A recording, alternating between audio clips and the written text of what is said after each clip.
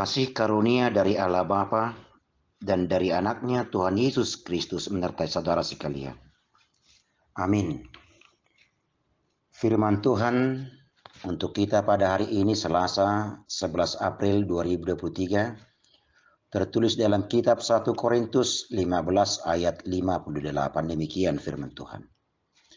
Karena itu saudara-saudaraku yang kekasih, berdirilah teguh, jangan goyah, dan giatlah selalu dalam pekerjaan Tuhan. Sebab kamu tahu bahwa dalam persekutuan dengan Tuhan, jerih payahmu tidak sia-sia. Ope hamu akadongaku na hinaholongan, masih ohot jala somu bauba mahamu, jalalam sumurung matotong di bagasan ulau ni Tuhani. Hai di boto hamu do, dang magopo halazon muna di bagasan Tuhani. Demikian firman Tuhan. Selamat Paskah untuk kita semua. Tentunya Paskah telah memberikan kita kekuatan dan keyakinan untuk senantiasa hidup dalam kerjaan Tuhan. Ada berbagai hal yang membuat kita terkadang tawar hati dan bahkan meninggalkan suatu pekerjaan atau kebiasaan. Mungkin karena kita merasa tidak berhasil atau mungkin gagal. Tapi boleh juga karena pemahaman yang lain atau mungkin godaan yang datang. Demikian juga jemaat di Korintus goyah dan hampir dikacaukan oleh pengajaran yang menyesatkan. Seperti yang kita baca dalam ayat 12 dalam perikop ini yang berkata, bagaimana mungkin ada di antara kamu yang mengatakan bahwa tidak ada kebangkitan orang mati?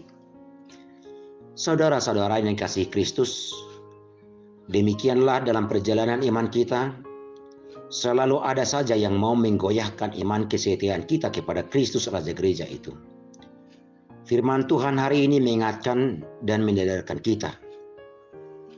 Jika seandainya kamu merasa tidak berhasil, merasa tidak berarti, belum dapat melakukan perkara besar, atau mungkin merasa gagal, ingatlah, berdirilah teguh, tetaplah di dalam imanmu, bahwa sekecil apapun yang dapat kamu lakukan dalam kerajaan Allah sangat berharga di mata Tuhan.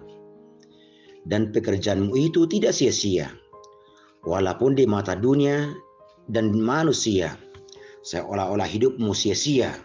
Untuk itu giatlah selalu dalam pekerjaan Tuhan.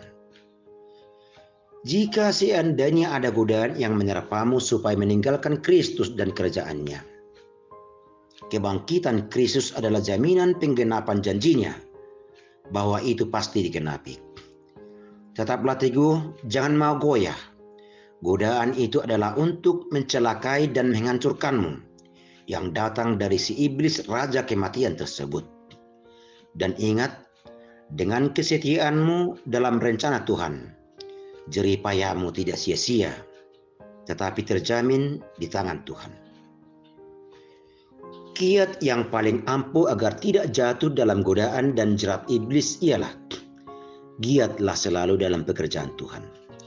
Pekerjaan Tuhan adalah yang akan mengalahkan pekerjaan iblis yang ingin menjerat dan memperhamba manusia dan dunia.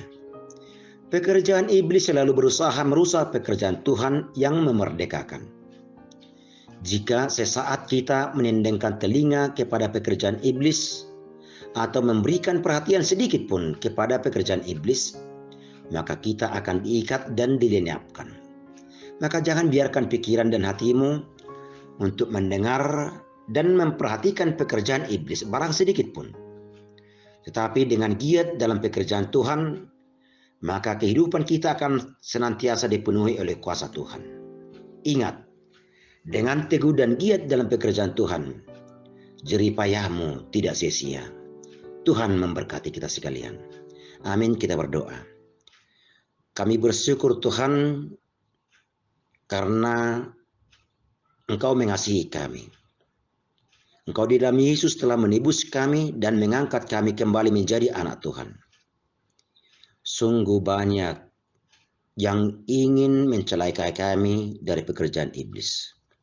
Tapi biarlah kuat kuasa Tuhan senantiasa menyertai dan memampukan kami, agar kami selalu giat dalam pekerjaan-Mu, karena untuk itulah Tuhan memanggil kami di dunia ini.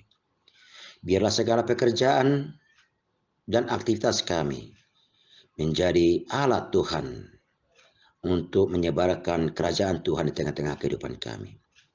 Di dalam Kristus Yesus kami berdoa dan mengucap syukur. Amin.